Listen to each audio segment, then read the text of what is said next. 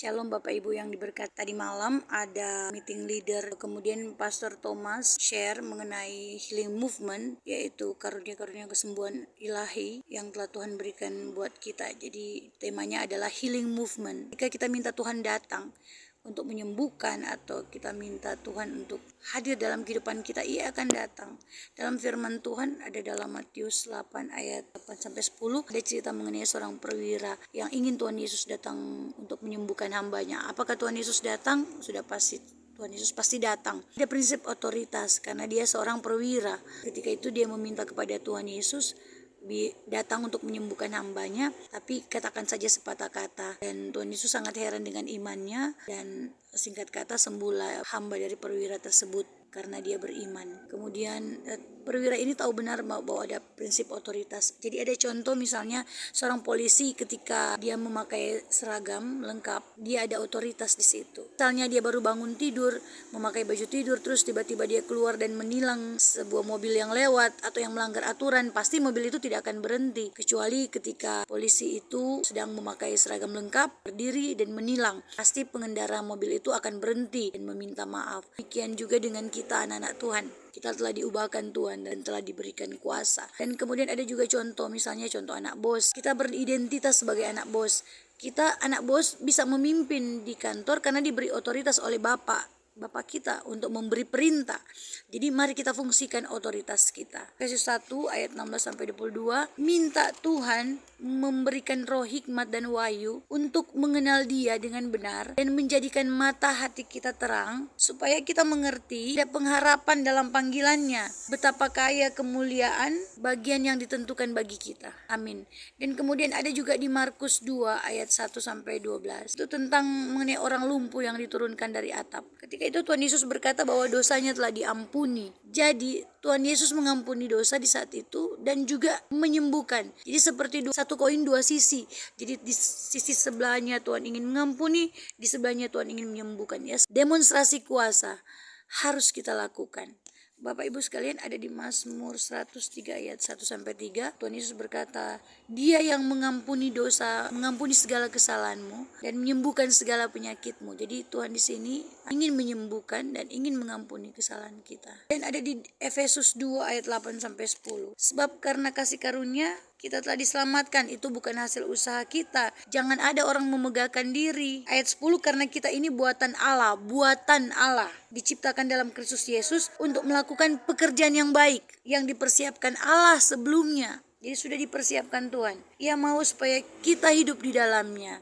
Jadi sebagai orang percaya dalam Tuhan Yesus, mari kita bertumbuh dalam Tuhan, terlibat dalam pekerjaan-pekerjaan Tuhan. Kemudian ada mitos-mitos mengenai kesembuhan yang seringkali kita dengar. Pertama, tidak yakin kehendak Tuhan untuk menyembuhkan. Kadang orang berpikir bahwa memang Tuhan ingin seperti ini, Tuhan ingin tetap sakit, Tuhan tidak ingin menyembuhkan kita. Mitos kedua, sakit adalah keinginan Tuhan untuk mengajar sesuatu. Kalau Tuhan ingin mendidik kita atau mengajar, Tuhan akan mendidik kita dan mengajar kita dalam firman Tuhan. Tuhan ingin kita sembuh, Tuhan tidak ingin kita sakit. Mengapa ada orang yang tidak mau masuk dalam pelayanan kesembuhan? Pertama, karena kurang percaya atau punya kepercayaan yang salah tentang kesembuhan. Percaya tapi ragu untuk mendemonstrasikan, karena nanti kalau tidak sembuh bagaimana? Apa yang harus kita lakukan untuk masuk dalam pelayanan kesembuhan ini? Pertama, di Efesus 1 ayat 3, bahwa Tuhan telah memberi kita segala berkat rohani di dalam sorga.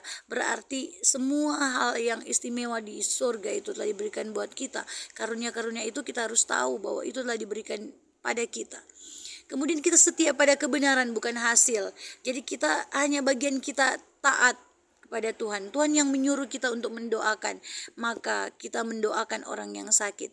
Soal keberhasilan itu ada di tangan Tuhan. Banyak yang kita doakan juga sembuh dan banyak juga yang tidak. Itu adalah hasil itu dari Tuhan. Jadi ketika orang berdoa kemudian sembuh, dia tidak boleh bermegah diri, tidak boleh sombong, atau kalau misalnya tidak sembuh jangan juga minder dan merasa bahwa tidak ada penyertaan Tuhan atau kurang iman. Tidak ya. Jadi kita setia saja pada kebenaran firman Tuhan, bukan pada hasil, sehingga kita akan terus mencoba kemudian mengatasi keraguan-raguan. Ada di Markus 11 ayat 20-24, itu cerita mengenai pohon ara yang dikutuk ya. Pohon ara yang dikutuk itu kata Tuhan di situ bahwa percaya jangan bimbang. Jadi kita percaya bahwa itu telah kita terima, maka hal itu akan diberikan. Kemudian di sini pakai iman Allah. Pakai iman Allah yaitu apa? Tanpa ragu memerintah. Kemudian patahkan keraguan tentang iman, kesembuhan, kuasa, dan kita harus selalu bersama dengan Tuhan. Dalam Matius 17 ayat 16 sampai 21 mengenai seorang anak yang sakit ayan yang tidak dapat disembuhkan oleh murid-muridnya, murid-murid Tuhan Yesus, padahal sebelumnya mereka telah diberi kuasa dan diutus untuk menyembuhkan dan bahkan mengusir setan-setan. Jadi ada saat dimana kita percaya dan memang ada kalanya kita ragu. Jadi atasi keraguan kita. Maksudnya ada Tuhan berkata bahwa jenis ini tidak bisa disembuhkan kecuali dengan dalam berdoa dan berpuasa. Bukan berarti ada jenis-jenis tertentu yang lebih hebat dari yang lain.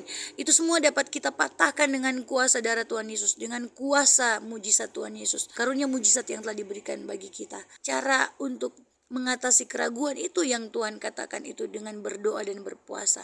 Jadi kemudian kita harus ada praktek, kita bertindak. Bagaimana caranya? Pertama, kita tumpangkan tangan pada yang sakit. Kemudian 2, pegang tempat yang sakit, khusus di area yang sensitif jangan disentuh. Mungkin kita bisa pegang kepala atau kita pegang tangannya. Kemudian kita akan beri perintah otoritas bahwa sakit itu harus pergi dalam nama Tuhan Yesus. Kemudian setelah itu kita akan bertanya apa yang dia rasakan. Ini cara prakteknya ya. Mari kita praktek kuasa dan kesembuhan yang telah Tuhan beri. Bukan hanya pendeta atau leader yang diberi kuasa, tapi kita semua. Sejak kita menerima Tuhan Yesus sebagai Tuhan dan Juru Selamat, kita telah diberikan kuasa, telah diberikan karunia mujizat itu, karunia kesembuhan. Mari kita jangan ragu. Kita perlu memang berdoa dan berpuasa. Kita akan coba terus dan kita jangan pernah menyerah. Ketika kita berdoa atau mendoakan orang lain yang sedang sakit dan tidak sembuh, jangan pernah kita merasa minder ya. Kemudian ketika kita berdoa juga orang itu sembuh, jangan juga kita terlalu percaya diri atau terlalu sombong. Mari kita mulai di minggu ini, kita mulai mengajak orang untuk datang ke CG. Kita akan berdoa untuk yang sakit.